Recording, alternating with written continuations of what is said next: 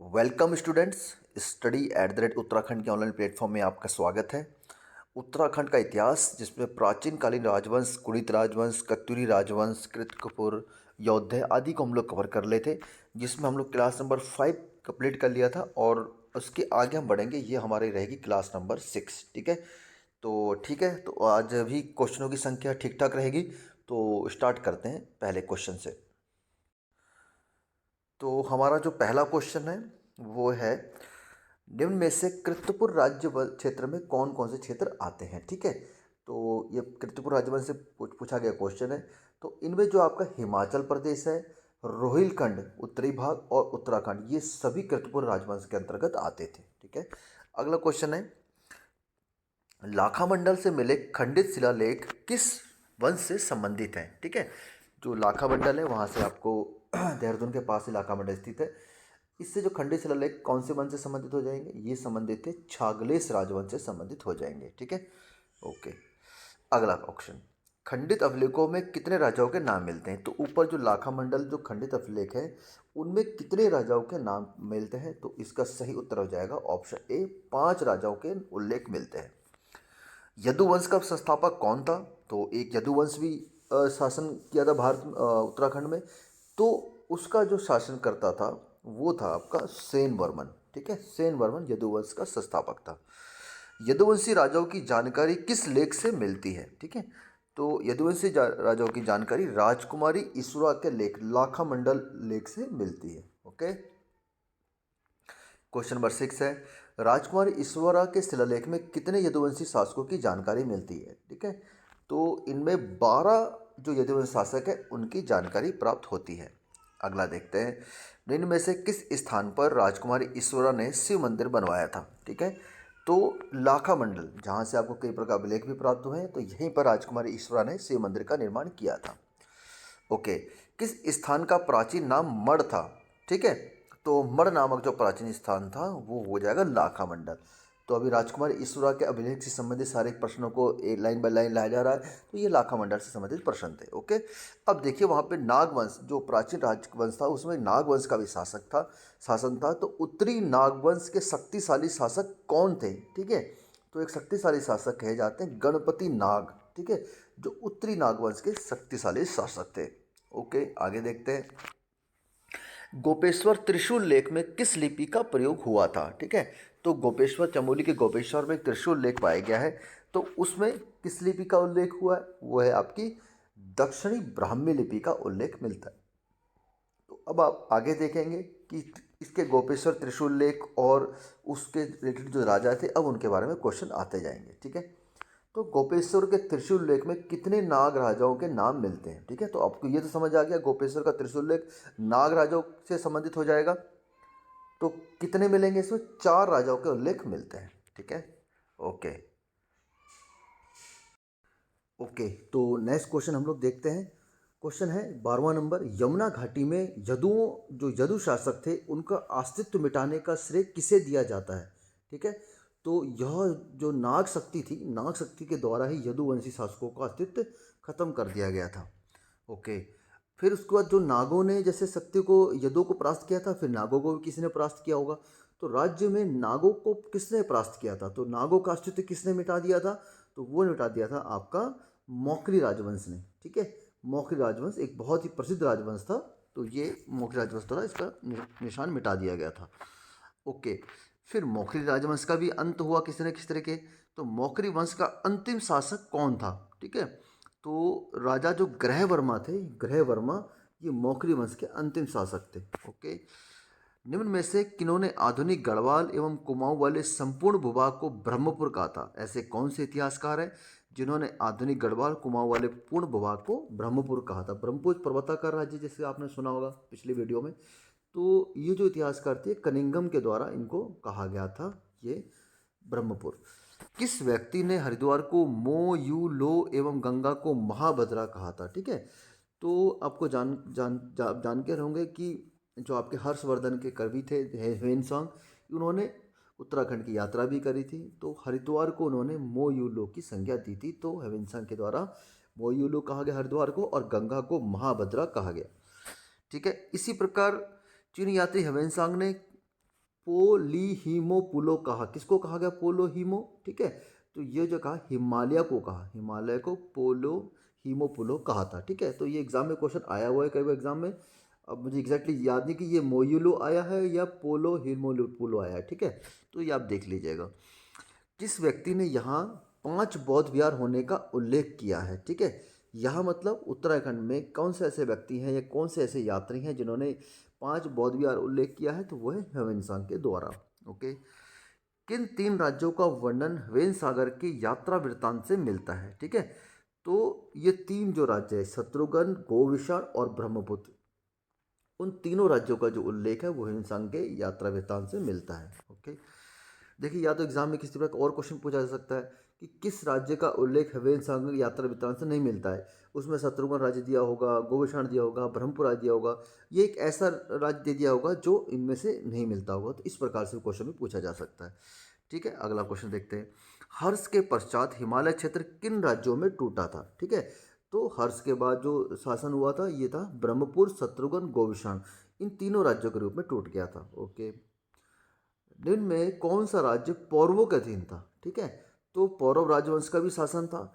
तो इनमें जो आपका ब्रह्मपुर राज्य था ना, ये पौरव राजवंश के अधीन था। ओके। पौरव वंश के संस्थापक कौन थे, ये क्वेश्चन नंबर 22 है। तो पौरव राज्य के संस्थापक जो हो जाएंगे विष्णु वर्मन जो हो जाएंगे, पौरव वंश के संस्थापक थे। ओके। अगला क्वेश्चन है तालेश्वर ताम्रपत्र की खोज कब हुई थी, ठीक है। तो तालेश्वर ताम्रपत्र कई बार जिक्र आ चुका है पहले भी। तो तालेश्वर ताम्रपत्र की खोज जो थी ये हुई थी 1915 में, ठीक हो गया। ओके। किस वंश के शासक राज्य को पर्वताकार कहते थे, ठीक है। तो ब्रह्मपुर राजवंश को पर्वताकार राजवंश कहा जाता था। और ये किसका शासन था तत्कालीन, पौरव राजवंश का शासक था, ठीक है। और पौरव के संस्थापक हमने पहले ही पढ़ लिए विष्णु वर्मन। तो इस प्रकार से ये लिंक बाय लिंक आपको क्वेश्चन जुड़ते जाते हैं। ओके। अगला देखते हैं। फिर आप आगे देखेंगे तालेश्वर ताम्रपत्र, ये भी पौरव राजवंश से संबंधित हो जाएगा। देखिए तालेश्वर ताम्रपत्र और पर्वताकार ये भी हो गया। अब देखिए जो पौरव वंश के ताम्रपत्र, मतलब ये किसकी ताम्रपत्र की बात कर रही है, तालेश्वर ताम्रपत्र की बात कर रहा है। इसलिए मैंने अभी आपसे पिछले वाले क्वेश्चन का जिक्र किया। तो पौरव वंश के ताम्रपत्र में कितने शासकों का उल्लेख मिलता है, ठीक है। तो इसका सही उत्तर हो जाएगा 5 राजाओं का इसको उल्लेख मिलता है, ठीक है। अब देखिए तालेश्वर ताम्रपत्र किस जनपद से प्राप्त हुआ था। तो इसका मतलब ये है कि पौरव राजवंश का शासन किस आपका जनपद में अधिकतम था। तो ये अल्मोड़ा जनपद से प्राप्त हुआ है। तो आप कह सकते हैं कि पौरव राजवंश का शासक कुमाऊं के अल्मोड़ा वाले क्षेत्र में अधिकतम रूप से फैला हुआ था। निम्न में पौरव वंश का शासनकाल कब से कब तक का था, ठीक है। तो अब ये शासन की बात कर रहा है, तो 6वीं से 8वीं सदी के मध्य ये पौरव राजवंश का शासन था। ओके। अब देखते हैं वीरेणेश्वर स्वामी किस वंश के कुल देवता थे, ठीक है।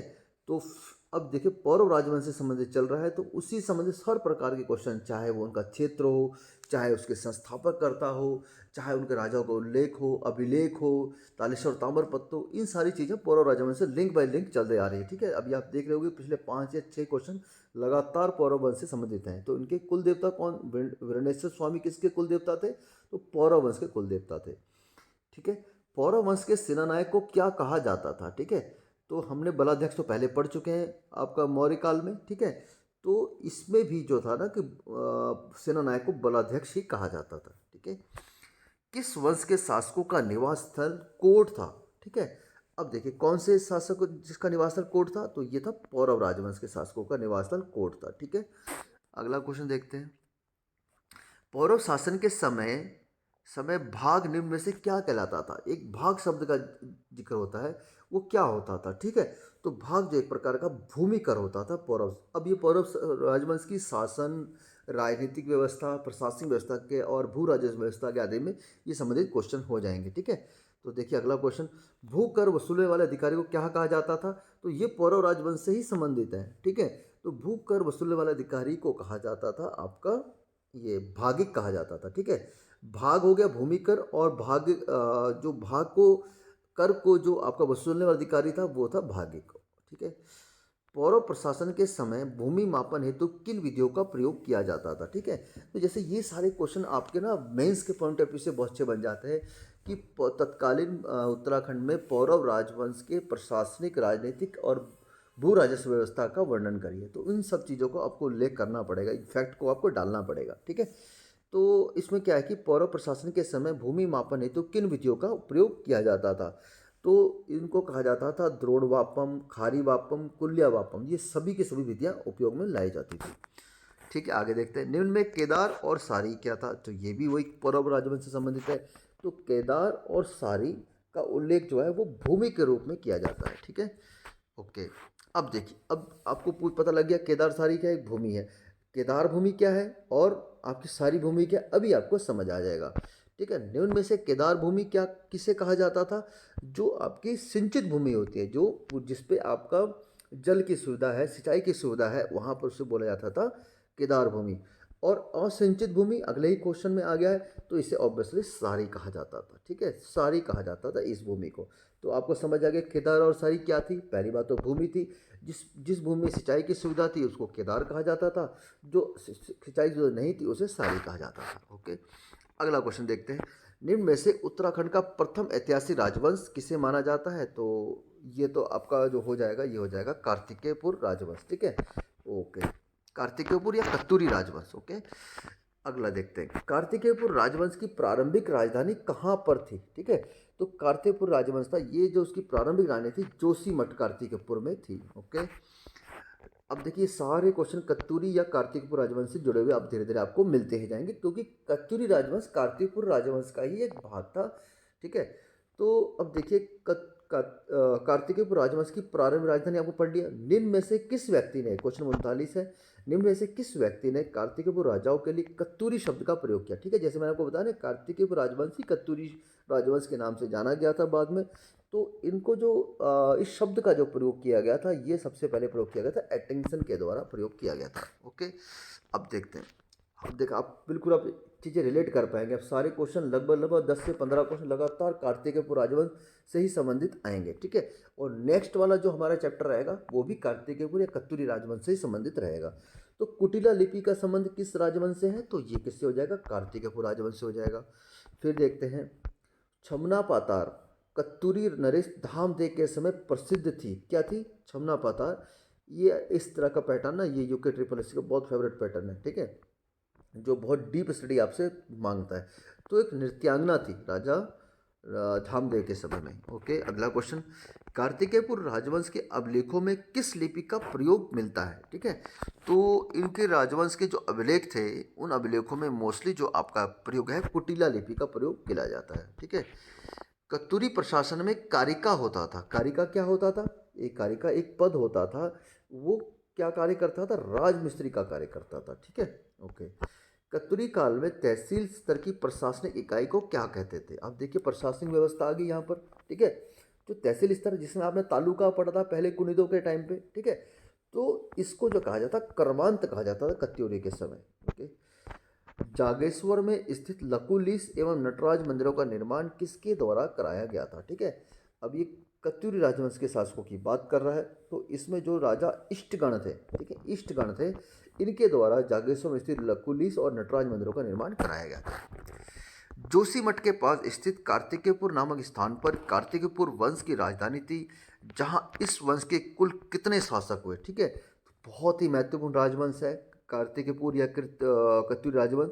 तो इनके शासकों की संख्या 14 का उल्लेख मिलता है, ठीक है, 14 शासकों का उल्लेख मिलता है। कुमाऊं की प्रसिद्ध प्रणय गाथा राजूला मालूशाही, जिसमें मालूशाही कौन था? ठीक है, अब देखिए आपने कई बार एग्जाम में क्वेश्चन आया होगा कि राजूला मालूशाही का संबंध कौन से राजवंश से है, तो कई बार पढ़ा होगा कत्यूरी राजवंश से, कत्यूरी राजवंश से। अब देखिए इसमें क्वेश्चन घुमा के थोड़ा पूछ लिया है, जो मालूशाही थे, हो सकता है बाद में राजूला के बारे में पूछ ले, जो मालूशाही थे वो कौन थे? ठीक है, मालूशाही कौन थी? क्या कत्यूरी शासक धामदेव की पुत्री थी? कत्यूरी शासक धामदेव की बहन थी? कत्यूरी शासक धामदेव का पुत्र था? कत्यूरी शासक धामदेव का भाई था? मतलब क्या था ये? ठीक है, तो ये जो था ना, ये कत्यूरी शासक धामदेव का पुत्र था, ठीक है। मालूशाही जो थे वो कत्यूरी शासक धामदेव का पुत्र था। ओके, आगे देखते हैं। सिरमौर शासक देवपाल की जानकारी मुस्लिम ग्रंथ में मिलती है। सिरमौर का मोस्टली शासन जो था वो मैंने आपको पहले ही बता दिया था। हिमाचल प्रदेश के क्षेत्र में इसको सिरमौर का शासन माना जाता है। तो एक राजा थे देवपाल, उसकी जानकारी किसमें मिलती है? तो वो मिलती है आपका तबकात ए नासिरी में इसकी जानकारी मिलती है। ओके। और अब ये अंतिम प्रश्न आज के सेशन का लेके चल रहे हैं। किस वंश के लिए कुमाऊं में आज एक कहावत प्रचलित है कि इस वंश के अवसान पर सूर्य अस्त हो गया और रात्रि हो गई? ठीक है, तो यह महत्वपूर्ण राजवंश कत्यूरी राजवंश या कीर्तिपुर राजवंश था। ठीक है, प्राचीन काल के इतिहास में अगर बात करें तो कत्यूरियों का साम्राज्य बहुत लंबा समय तक रहा। बाद में अगर आप कहेंगे मध्यकालीन इतिहास में भी जाएंगे तो चंद राजा या परवा राजा, ये भी कहीं ना कहीं इन्हीं कत्यूरों के शासन से टूटे हुए भाग थे। ठीक है, तो ये था आज का हमारा सेशन। ठीक है, अभी ये आपका कत्यूरी या कुड़ित समाप्त नहीं हुआ है। फिर नेक्स्ट सेशन में फिर और हम कत्यूरी से संबंधित या कुड़ित से संबंधित क्वेश्चन लेके आएंगे। फिर उसके बाद फिर हमारा जो अगले जो नेक्स्ट सेशन के बाद हमारा ये प्राचीन इतिहास हमारा समाप्त हो जाएगा। फिर हम मध्यकालीन इतिहास की तरफ आगे बढ़ जाएंगे एक लेक्चर की और बाद, जिसमें हम चंद और फिर परमार वंश की तरफ आगे बढ़ेंगे। ठीक है, तो उम्मीद करते हैं ये सेशन आपके लाभकारी सिद्ध होगा। और जो पहले की वीडियो डाली है अगर आपने उनको देख ली है, उनसे अगर लाभ प्राप्त हो रहा है तो प्लीज़ आप अपना आप अपना कमेंट या कीमती आप अपना रिप्लाई मेरे को हमें दीजिए, जिससे हम और इसको बेहतर बनाने का प्रयास कर सकें। थोड़ा एक्सप्लेन कम कर पा रहा हूँ, उसका रीज़न आप समझ सकते हैं कि वीडियो बहुत ज़्यादा लंबी हो जा रही है, वीडियो की लंबाई बहुत ज़्यादा कम ज़्यादा ना हो, इस वजह से जल्दी जल्दी चीज़ों को कवर कराया जा रहा है। ठीक है, और इसका तात्पर्य और भी है कि जितने ज़्यादा से ज़्यादा आपके आने वाले एग्जाम से पहले क्वेश्चन आप कर लें, क्योंकि मैं ये मान के चल रहा हूँ जब MCQ सेट हम करते हैं तो उसका ये एक ही तात्पर्य होता है कि हम ये उम्मीद करके चलते हैं कि आपने इसके बारे में सारी की सारी जानकारी पहले ही प्राप्त करके रखी होगी और फिर आप सिर्फ रिवीजन के तौर पर हमसे इस समय जुड़े हुए हैं। ठीक है, तो ठीक है, ये आपके सहयोग के लिए बहुत बहुत धन्यवाद। तो उम्मीद करता हूँ तो फिर से मिलेंगे नेक्स्ट वीडियो में, तब तक के लिए जय हिंद।